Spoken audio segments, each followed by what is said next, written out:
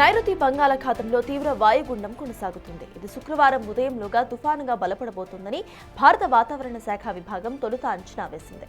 కానీ సముద్రంలో పరిస్థితులు అనుకూలించకపోవడంతో బలపడలేదని వాతావరణ నిపుణులు చెబుతున్నారు. తీవ్ర వాయుగుండం వాయువ్య దిశగా కదులుతూ శ్రీలంకలో ట్రికోమలి, జాఫ్నా ప్రాంతాల్లో ఇవాళ మధ్యాహ్నానికి తీరం దాటబోతుందని ఐఎండీ అంచనా వేస్తోంది.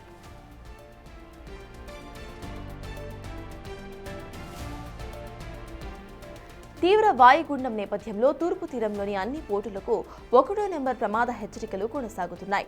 నేడు, రేపు శ్రీహరికోట, ఇటు శ్రీ పొట్టి శ్రీరాముల నెల్లూరు, చిత్తూరు, తిరుపతి జిల్లాల్లో అక్కడక్కడ తేలికపాటి నుంచి ఓ మోస్తారు వర్షాలు కురిసే అవకాశం ఉందని రాష్ట్ర విపత్తుల నిర్వహణ సంస్థ తెలిపింది.